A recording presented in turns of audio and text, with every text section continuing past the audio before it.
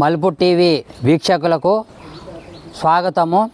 ప్రస్తుతం మనం పొద్దుటూరు పట్టణంలోని ప్రభుత్వ గవర్నమెంట్ హాస్పిటల్లో ఉన్నటువంటి ఇక్కడ మార్చూరు దగ్గర ఇక్కడ ఉన్నాము. మీరు చూడండి, ఇక్కడ నిన్న వచ్చేసి మన మలుపు టీవీ ద్వారా ఒక వ్యక్తి, మతి స్థిమితం లేని వ్యక్తి ఒక 3 రోజుల కిందట ఇక్కడ ప్రభుత్వ ఆసుపత్రిలో జాయిన్ అయ్యి మృతి చెందాడు. ఆ వ్యక్తి ఎవరో తెలియదని చెప్పేసి ఒక 2 రోజుల నుంచి ఇక్కడ మార్చూరులోనే ఉన్నారు. అతనికి మన మలుపు టీవీ ద్వారా ఇతను ఆత్మ బంధువుల కోసం ఎదురు చూపులు అని చెప్పేసి ఒక వార్తను మన మలుపు టీవీ ద్వారా ప్రసారం చేశాం. ఈ ఆత్మ బంధువుల కోసం ఎదురు చూపులు అనే ఆ వార్తను కొంతమంది ఇక్కడ ఉన్నారు కదా, మీ పేరేం పేరు సార్?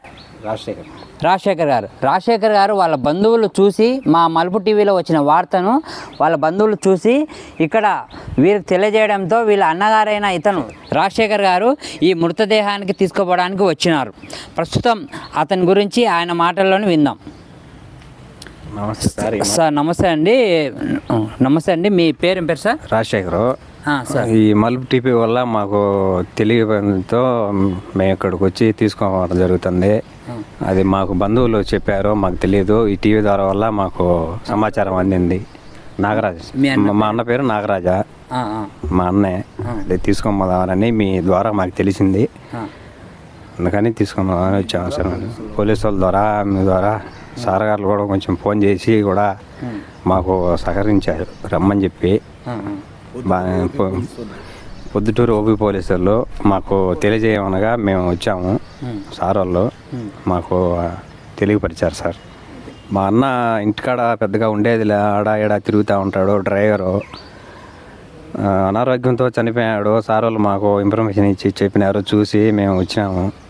పోలీసు వారు కూడా, వాళ్ళ సార్ వాళ్ళు కూడా మాకు ఫోన్ చేసి చెప్పినారు, అందుకని వచ్చినాము సార్. మేము ఇల్లు మాకు మీడియా ద్వారా వచ్చినాము సార్. మేము వాళ్ళు లేకపోతే మాకు తెలియదు, మేము తెలుసుకోలేము కూడా.